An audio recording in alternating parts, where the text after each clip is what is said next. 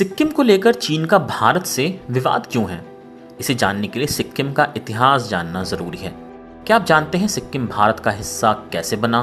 क्या आप जानते हैं आज़ादी के 28 साल बाद सिक्किम भारत का हिस्सा बना था? आइए जानते हैं आखिर ऐसा क्यों हुआ। भारत का दूसरा सबसे कम आबादी वाला 22वां राज्य सिक्किम पश्चिम में नेपाल, उत्तर तथा पूर्व में चीनी तिब्बत स्वायत्त क्षेत्र तथा दक्षिण पूर्व में भूटान से लगा हुआ है। सिक्किम की राजधानी गैंगटॉक है। सन 1642 में सिक्किम में राजशाही की स्थापना की गई। यहाँ चोग्याल वंश का शासन था। राजवंश ने 333 सालों तक सिक्किम पर राज किया था। सन 1890 के दौर में सिक्किम ब्रिटिश इंडिया के अंतर्गत प्रोटेक्टरेट स्टेट बना, यानी कि सिक्किम की सुरक्षा ब्रिटिश सरकार के अंतर्गत आ गई और बदले में सिक्किम के कुछ भाग पर ब्रिटिश सरकार को टैक्स लगाने का अधिकार भी मिल गया। यह अंग्रेजों की उस नीति का भाग था जिसमें चीन और ब्रिटिश इंडिया के बीच बफर स्टेट्स की स्थापना की गई, यानी दो बड़े राज्यों का टकराव बचाने के लिए बीच में छोटे देश स्थापित करना, जिसमें शामिल थे नेपाल, भूटान और सिक्किम। सन 1947 में जब भारत आज़ाद हुआ तो भारत के साथ सिक्किम की संधि हुई, जिसके अंतर्गत सिक्किम की रक्षा, संचार और विदेश मामले भारत की ओर से देखा जाना तय हुआ और सिक्किम की आज़ादी बरकरार रखी गई। सन 1953 में चोग्याल ने शासन में मदद करने के लिए एक स्टेट ऑफ काउंसिल बनाई थी, जो 1973 तक अपना काम करती रही।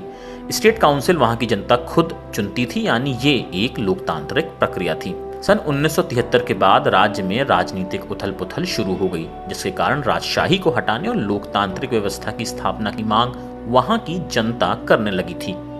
ये मांग और तेज हो गई जब सिक्किम के आखिरी राजा फाल्दिन थोंदुप नामग्याल ने एक अमेरिकी लड़की होप कुक से शादी की। रानी पर कथित तौर पर CIA का एजेंट होने का आरोप भी लगा था। सन 1975 में सिक्किम में जनता ने राजा के खिलाफ बगावत कर दी।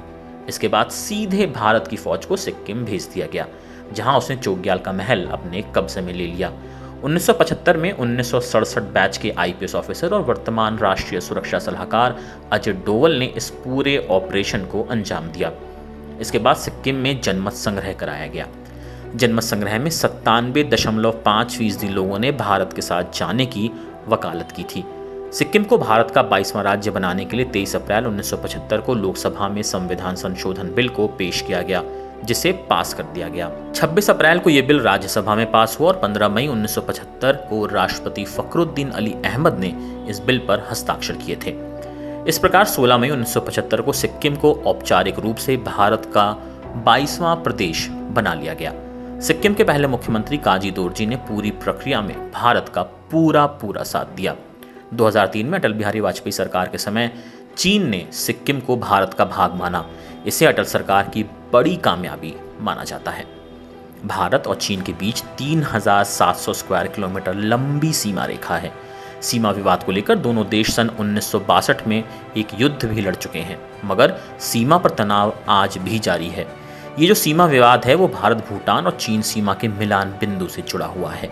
सिक्किम में भारतीय सीमा से सटी डोकलाम पठार है, जहां पर चीन सड़क निर्माण करने के लिए खासा उत्सुक है, क्योंकि चीन इस इलाके को अपना मानता है।